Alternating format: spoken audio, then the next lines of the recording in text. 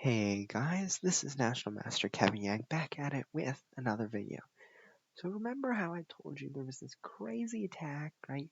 I was trying to achieve f5, I kept missing the move queen to f3, and now I've gotten into a very, defensive state. I've started to say, I gotta defend my pawn, dude.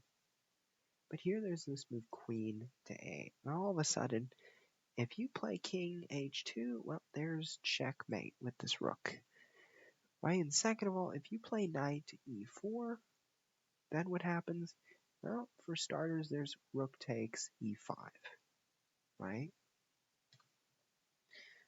And then if you play queen takes e4, or queen e4 with the check, well, queen takes e4, rook takes e4, and all of a sudden, if rook to c7, then now black can play knight d5 and go from this pawn. So as you can see, maybe some of white's pawns might be overextended, right? So it's all about that mindset, right? But that mentality it's so hard to keep up with sometimes.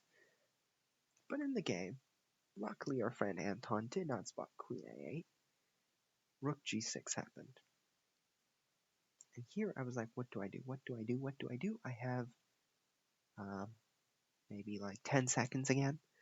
So I play rook e4. And rook e4, I'm just saying I want to protect my pawn. Now, another move I could have played was rook to g1, saying if you take and king takes back, and you try to get control of the diagonal, well, one day I'm going to say rook d2, rook g2, rook g5. I'm going to control the diagonal. You didn't follow the arrows. Think of it this way. Rook takes, queen g8, king h2, right? Let's say we played a3, then there's rook to d2. Hopefully you caught all those moves, but my goal is to play rook g2, rook g7, and bring the queen in. That's my goal. Simple as that. I should have played that, but what did I do? I did rook to e4 instead. I was in time pressure. I said, I can't. I have to defend my pawns. So then rook c6 happened. And all of a sudden, I had chances again. I had queen f3 on the board again. But I was like, no. I'm going to go rook g1. I'm going to go get this file. Queen g8, rook to g5. And I said, you know what? If you want to do this way, I'm going to block it up. Rook takes, pawn takes. And if knight d5, well, I believe Anton should have played queen g6 here to say, if I move, you might have queen b1. Right? There might be counterplay again. So I always got to watch for that. Because my king, well, he's open. He's open, but in a bad way. Knight d5. And now I could have again played queen to f3, but I had to find the move after queen takes g5. There was knight takes f7. And I had to calculate check, bam, check, right? So for example, I had to calculate this. Queen d2, and then what do I do, right? Because if king h3, there's queen to d3. But no, not queen to c3, because if queen takes here, there's this move rook to e3. And you might be like, what? Well, you're doing good, right? Well, knight to d5, and then what? Rook to g3. But what's the difference between that and, let's say, queen to d3, right? Queen takes d3, c takes d3. Well, now there's this pawn. This pawn acts as a decoy from coming here, right? So there's that element. So then I had to spot that, but I didn't because I had what? 5 seconds. So instead, I played the move queen to g3. I said I'm going to protect my pawn. I'm going to be protective. I'm going to do it. King to g6. And I was like, wow, that is bold. Why would you put a king there? Rook to h4. So I had the move queen to f3 here with the idea of rook to h4. So queen to f3. If king takes g5, well, I just play queen to g2. You play king h6, I take your queen, and next move is checkmate. Right, so king can't take there, so if rook to b6, well, what do? Well, there's rook to h4. All of a sudden, he's not looking great, and that's going to be good night. So I play rook to h4 instead. Queen h8 happens, and here I play the move queen to g4. Queen to g2, my bad, saying I might check here, and I might go for it. But then, after rooks to c7, queen to c2 with a check, queen to c2, king takes g5, and after king takes g5, now there's this question, okay, knight to e4, but what does knight to e4 do? Right? You might be like,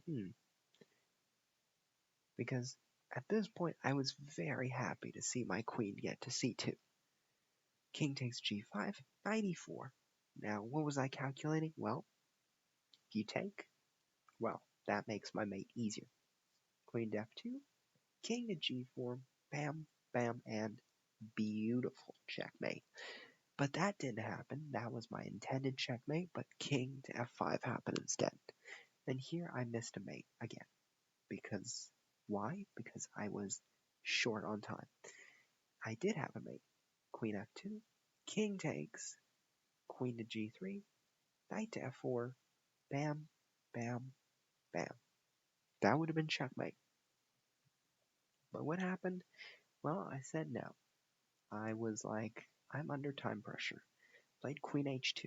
I said maybe I'm going to play knight d6 again. After queen h6, knight d6, king g6, queen c2, king to g5.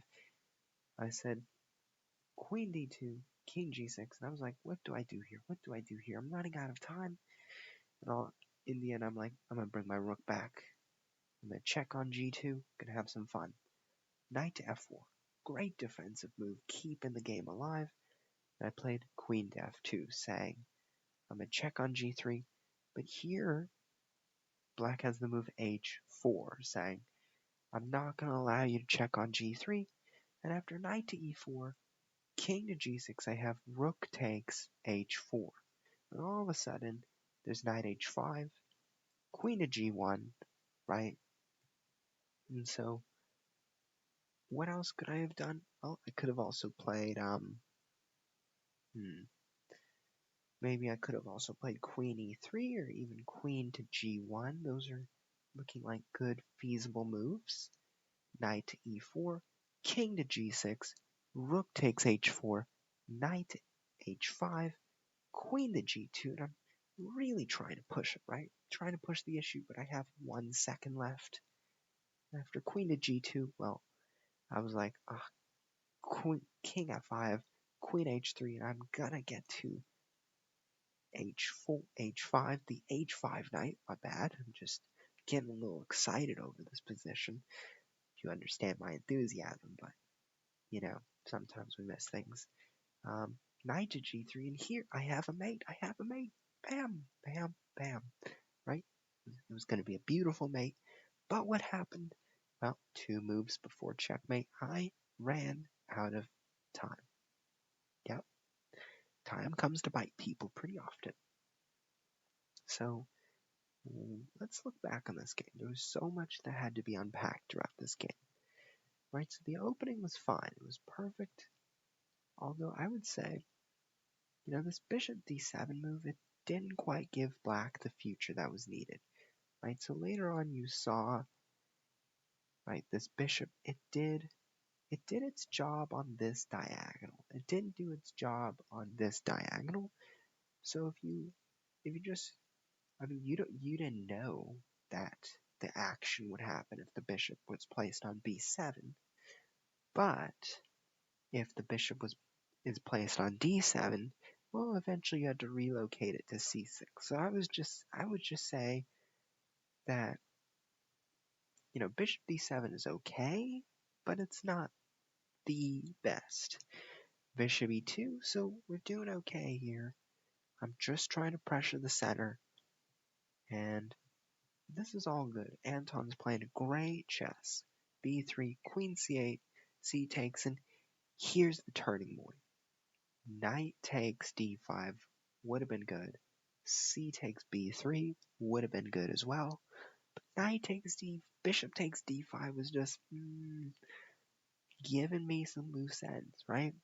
Pawn takes c4, and then at least keep the pawn structure. But, well, looks like the good thing about this is it gives me an easier way to attack. Bishop takes, knight takes, g6, knight e4, king to g7, knight to f6, knight e8. Here I should have played knight d7 and went for b6. Should have went for the material. But sometimes I'm just too positional. I'm admiring my position a little bit too much. So, sometimes happens. Knight to e4, knight to c7, queen to e2, knight to d5, queen to f3. I'm just maneuvering. I could have again also played knight f6, but I decided to keep the knights on the board. So here I'm maneuvering. I'm finally saying I gotta push. And here I had the move f5, knight g5, and queen f3. If you didn't see earlier, please rewind back. Knight to d6 was a little bit of a mistake. Rook c7. You see, at this point, there was this move f5. Like I showed before, it takes advantage that we can't en passant because it's guarding the knight. Knight to b6, g4, rook g8, king h1, a4 was another one of those what the bonkers is happening move, So here, like I said, take, knight d5, and maybe get the rook on h8. That was somewhat of an idea. So a4 was like, let's just play on. Takes. What I should have found, right? So f5 is right here. Rook c5, and here I had the move queen to f3. Just cannot seem to find the move queen to f3 in the games. So instead, I was very protective of my e5 pawn. Just looking for that.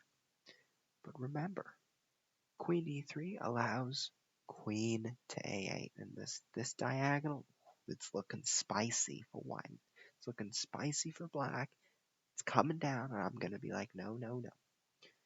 Right, so here it's going. I'm closing the position. And this king to h4, it gave this, not king to h4, king to g6, my bad. It gave me opportunities, right? It made me realize how important this diagonal is. And I started using it.